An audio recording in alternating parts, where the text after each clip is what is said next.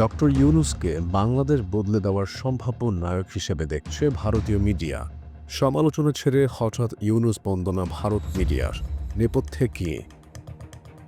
বাংলাদেশের অন্তর্বর্তী সরকার প্রধান ডক্টর মোহাম্মদ ইউনূসের বিরুদ্ধে একসময় যারা অপপ্রচারে লিপ্ত ছিল, সেই ভারতীয় মিডিয়াগুলোই এখন তার দূরদর্শিতা ও সাফল্যের গল্প তুলে ধরছে।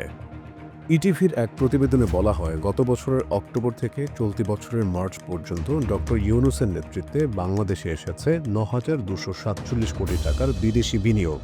চীন থেকে ১০০টির বেশি সংস্থা ও প্রায় ১৫০ বিনিয়োগকারী বাংলাদেশে ব্যবসায়িক আগ্রহ প্রকাশ করেছে। এসব বিনিয়োগ ডক্টর ইউনূসের নেতৃত্বে নতুন অর্থনৈতিক সম্ভাবনার ইঙ্গিত দেয় বলে জানায় টেলিভিশনটি।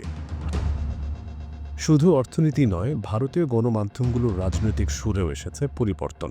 G24 চ্যানেলে সম্প্রতি প্রচারিত হয় এক আওয়ামী লীগ নেতার ডক্টর ইউনূসকে হত্যার হুমকির ভিডিও, যা উপস্থাপন করা হয় আওয়ামী লীগের নেতিবাচক দৃষ্টিভঙ্গির প্রমাণ হিসেবে।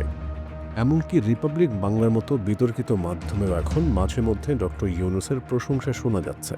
বিশ্লেষকদের মতে এই অবস্থান পরিবর্তনের পেছনে রয়েছে বেশ কিছু কারণ। আওয়ামী লীগ বর্তমানে বাংলাদেশে নিষিদ্ধ এবং রাজনীতিতে তাদের ফেরা অনিশ্চিত। আন্তর্জাতিক ট্রাইব্যুনালে শেখ হাসিনার বিরুদ্ধে গ্রেফতারি পরোয়ানা ও বহু হত্যা মামলার পেছনে অবস্থান নেওয়ায় ভারতীয় মিডিয়ার গ্রহণযোগ্যতা হুমকির মুখে পড়ে। এছাড়াও ডক্টর ইউনূস একজন নোবেলজয়ী ও আন্তর্জাতিকভাবে সম্মানিত ব্যক্তি, ফলে ভারতীয় গণমাধ্যমগুলো তার সমর্থনে কথা বলাকে কৌশলগতভাবে নিরাপদ মনে করছে। তবে কেউ কেউ মনে করছেন এই প্রশংসার ঢেউ কোনো নতুন কূটনৈতিক কৌশল বা ঝোপ বুঝে কোপ মারার মতো রাজনৈতিক চাল হতে পারে। মিনহাল আহমেদ মাসুম, খবরবাজ।